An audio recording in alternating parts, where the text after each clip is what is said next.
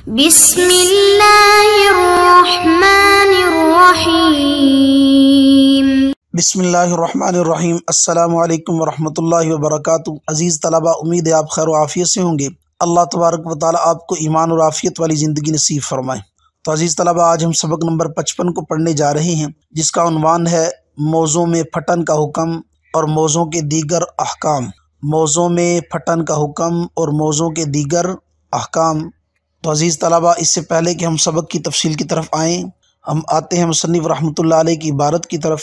عبارت کچھ یوں ہے: والخرق الکثیر یمنعہ وہو قدر ثلاث اصابع القدم من اصغرها والقلیل لا ویجمع فی خف لا فیہما بخلاف النجاست والانکشاف۔ ترجمہ: اور زیادہ پھٹن مانع ہے مسح کے لیے، اور وہ بقدر پاؤں کی 3 چھوٹی انگلیوں کے ہے، اور کم مقدار پھٹن کی مانع نہیں، اور جمع کی جائے گی ایک موضع میں نہ کہ دونوں میں، بخلاف نجاست کے اور کشف عورت کے۔ یہ تھا ترجمہ اور عبارت۔ اب ہم آتے ہیں سبق کی تفصیل کی طرف۔ تو عزیز طلبہ، آج کے سبق کے اندر ہم پڑھیں گے موضع کی پھٹن کا حکم۔ نمبر 2، قلیل اور کثیر کا معیار۔ نمبر 3، 3 انگلیوں کی پھٹن کا اعتبار کس صورت میں ہوگا۔ نمبر 4، اگر موضع کئی جگہ سے پھٹا ہوا ہو تو اس کا کیا حکم۔ نمبر 5، نجاست اور کشف عورت کا حکم اور موضع کے حکم میں فرق۔ اب ہم آتے ہیں اپنی پہلی بات کی طرف، یعنی موضع کی پھٹن کا حکم۔ جس موضع میں پھٹن یعنی شگاف ہو اور ہو کثیر، تو وہ ایسا موضع مسح سے مانع ہے، یعنی ایسے موضع پر مسح کرنا جائز نہیں، ایسے موضع پر مسح شرعاً نہ ہوگا۔ اور اگر پھٹن قلیل ہو تو وہ مانع نہیں، یعنی ایسے موضوع پر مسح کرنا جائز ہے، اور ایسے موضع پر جس میں قلیل پھٹن ہو اس پر کیے گئے مسح کا اعتبار کیا جائے گا، اور وہ وضو صحیح ہوگا اور اس سے پڑھی گئی نماز صحیح شمار کی جائے گی۔ قیاس کا تقاضا تو یہ ہے کہ قلیل پھٹن کی صورت میں بھی مسح جائز نہ ہو۔ قیاس کا تقاضا یہ ہے کہ قلیل پھٹن کی صورت میں بھی مسح جائز نہ ہو، کیونکہ جو جگہ ظاہر ہو اس میں حدث حلول کر جاتا ہے۔ جو جگہ ظاہر ہو جاتی ہے، یعنی پھٹی اور پھٹ کر جب پاؤں کی پھٹن ظاہر ہو گئی، پاؤں ظاہر ہو گئے اس سے، تو حدث اس میں حلول کر جاتا، لہذا اس کا دھونا ضروری ہو جاتا، اور دھونے میں پاؤں متجزی نہیں، لہذا پورا پاؤں دھونا لازم ہوگا۔ ایسا نہیں ہے کہ جتنا پاؤں نظر آ رہا ہے اتنا دھونا لازم ہو، نہیں، بلکہ پھر پورے پاؤں کا دھونا لازم ہو جائے گا۔ لیکن استحساناً جو قلیل پھٹن تھی اس کو معاف قرار دیا گیا، اس پر مسح کو جائز قرار دیا گیا، کیونکہ عادتاً موضع قلیل پھٹن سے خالی نہیں ہوتا۔ عادتاً موضع قلیل پھٹن سے خالی نہیں ہوتا، موضع پھٹ جاتا ہے تھوڑا بہت، تو اس لیے قلیل کو معاف قرار دیا گیا۔ اگر قلیل کو بھی معاف قرار نہ دیا جائے تو پھر اس صورت میں حرج لازمات، اور شریعت میں حرج مدفوع ہے، اس لیے قلیل پھٹن کی صورت کے اندر موضع پر مسح کرنا جائز ہوگا، وہ وضو درست ہوگا، اس سے ادا کی گئی نماز بھی درست ہوگی۔ جبکہ اگر موضع کثیر پھٹا ہوا ہو، موضع کے اندر پھٹن کثیر ہو، تو اس پر مسح کرنا جائز نہیں ہے، وہ موضع اتارے اور اتار کر پاؤں کو دھوئے۔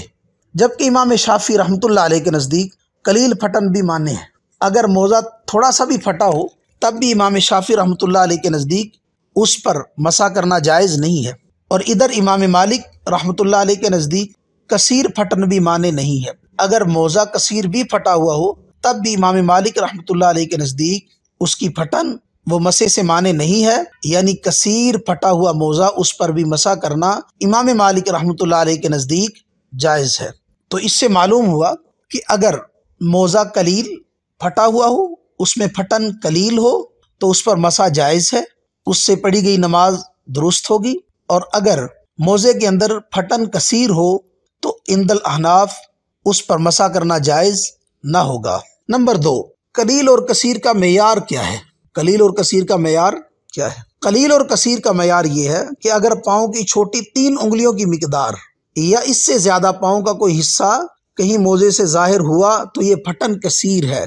پاؤں کی چھوٹی 3 انگلیوں کی مقدار یا اس سے زیادہ پاؤں کا کوئی بھی حصہ کہیں موضع سے ظاہر ہو گیا تو یہ پھٹن کثیر شمار ہوگی، اور اگر اس سے کم مقدار ظاہر ہو تو یہ پھٹن قلیل شمار ہوگی، کیونکہ قدم میں اصل انگلیاں ہیں، قدم میں اصل انگلیاں ہیں۔ یہی وجہ ہے کہ اگر کسی نے دوسرے کے پاؤں کی انگلیاں کاٹ ڈالی، کسی دوسرے شخص کے پاؤں کی انگلیاں کاٹ ڈالی تو اس پر پوری دیت واجب ہوگی، کیونکہ 3 انگلیاں 5 انگلیوں میں سے اکثر ہیں اور ضابطہ ہے للاکثر حکم الکل، لہذا 3 انگلیاں پورے پاؤں کے قائم مقام شمار کی جائیں گی۔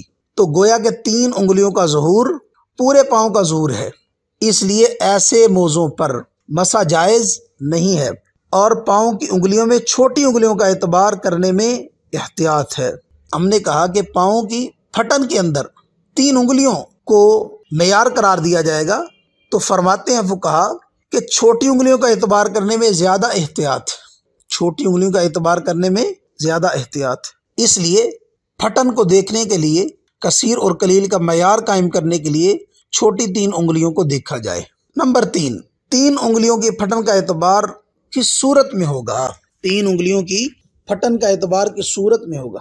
یاد رکھیے کہ 3 انگلیوں کی مقدار کا اعتبار اس وقت ہے کہ پھٹن انگلیوں کے علاوہ پاؤں کے کسی دوسرے حصے میں ہو۔ 3 انگلیوں کی جو مقدار ہم نے بتلائی ہے اس کا اعتبار اس وقت ہے کہ پھٹن انگلیوں کے علاوہ پاؤں کے کسی دوسرے حصے میں ہو، لیکن اگر پھٹن انگلیوں کے اوپر ہو تو پھر 3 چھوٹی انگلیوں کی مقدار معتبر نہیں، بلکہ 3 انگلیاں خود معتبر ہیں، بلکہ خود 3 انگلیاں معتبر ہیں۔ لہٰذا اگر انگوٹھی اور ساتھ والی انگلی ظاہر ہو گئی، یعنی انگوٹھے والی جو اور ساتھ والی انگلی ظاہر ہو جائے تو ایسے موضع پر مسح کرنا جائز ہے، اگرچہ یہ پھٹن تو 3 چھوٹی انگلیوں کی بقدر ہے، لیکن جب تک تیسری انگلی ظاہر نہ ہو تب تک مسح کرنا جائز ہے۔ البتہ اگر تیسری انگلی بھی ظاہر ہو گئی تو پھر اس پر مسح کرنا جائز نہیں ہے۔ نمبر 4، اگر موزے کئی جگہ سے پھٹ گئے ہوں، یعنی موزوں کے اندر پھٹن تھوڑی تھوڑی کئی جگہ پر ہو، تو اس صورت میں کیا حکم ہوگا؟ اگر موزہ ایک جگہ سے نہیں پھٹا ہوا بلکہ مختلف جگہ سے تھوڑا تھوڑا پھٹا ہوا ہے تو اس تمام پھٹن کو جمع کیا جائے گا۔ اگر تو یہ 3 چھوٹی انگلی کی مقدار کے برابر ہو جاتی ہے تو یہ پھٹن کثیر شمار ہوگی اور یہ مسح خفین سے مانع ہوگی، ایسے موضوع پر مسح کرنا جائز نہ ہوگا۔ اور اگر دونوں موزے کئی جگہ سے پھٹ گئے ہوں، اگر دونوں موزے کئی جگہ سے پھٹ گئے، ایک موزہ نہیں بلکہ دونوں موزے جو پہنے وہ کئی جگہ سے الگ الگ طور پر دونوں موزے پھٹے ہوئے، تو ان کی پھٹن کو جمع نہیں کیا جائے گا بلکہ ہر ایک کی پھٹن الگ شمار ہوگی۔ دونوں کی پھٹن کو جمع نہیں کیا جائے گا کہ دونوں کی پھٹن شمار کر کے 3 انگلیوں کے بقدر اگر بن جائے تو ہم کہیں موزوں پر مسح جائز نہیں، ایسی بات نہیں ہے، بلکہ ہر ایک موزے کی پھٹن الگ طور پر شمار کی جائے گی۔ اگر 3 انگلیوں کے برابر بنتی ہے تو مسح سے مانع ہے، مسح جائز نہیں۔ اگر 3 انگلیوں سے کم ہے تو پھر اس پر مسح کرنا جائز ہے۔ نمبر 5، نجاست اور کشف عورت کا حکم اور موزے کے حکم میں فرق۔ نجاست اور کشف عورت کا حکم اور موزے کے حکم میں فرق۔ حضرت مصنف رحمۃ اللہ علیہ فرماتے ہیں کہ عبارت ذرا سنیے گا، وَيُجْمَعُ فِي خُفٍّ لَا فِيهِمَا بِخِلَافِ النِّجَاسَةِ وَالْإِنْكِشَافِ، کہ جمع کی جائے گی ایک موزے میں پھٹن نہ کہ دونوں میں، بخلاف نجاست کے اور کشف عورت کے۔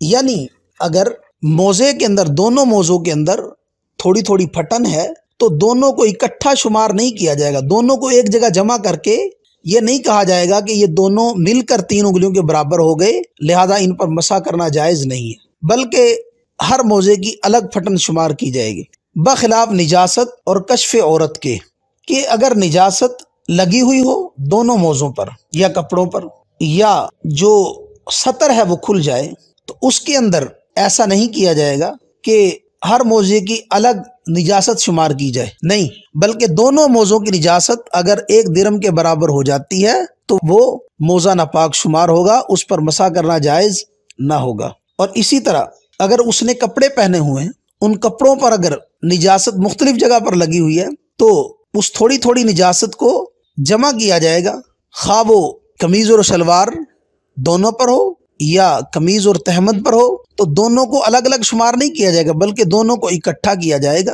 اگر وہ 1 درم کے برابر ہو جاتی ہے تو پھر ان کپڑوں میں نماز پڑھنا جائز نہ ہوگا۔ اسی طرح حکم ہے کشف عورت کا۔ اگر کئی جگہ سے تھوڑا تھوڑا سطر کھلا ہوا ہے، کئی جگہ سے تھوڑا سطر کھل گیا تو اس کو جمع کر کے دیکھا جائے گا کہ اگر ایک عضو کی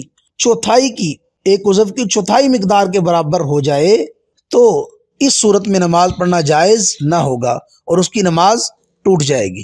تو یہ تھا ہمارا آج کا سبق۔ آج کے سبق کے اندر ہم نے پڑھا موزے کی پھٹن کا حکم، قلیل اور کثیر کا معیار، 3 انگلیوں کی پھٹن کا اعتبار کس صورت میں ہوگا، اگر موزہ کئی جگہ سے پھٹا ہوا ہو تو اس صورت میں کیا حکم ہوگا، نجاست اور کشف عورت کا حکم، اور موزے کے حکم میں فرق کی وجہ۔ تو عزیز طلباء، اللہ تبارک و تعالی ہمیں تفقہ فی الدین نصیب فرمائے اور دین کو سمجھ کر اس پر عمل کرنے کی توفیق نصیب فرمائے اور اس کی اشاعت کرنے کی توفیق نصیب فرمائے۔ وآخر دعوانا ان الحمدللہ رب العالمین۔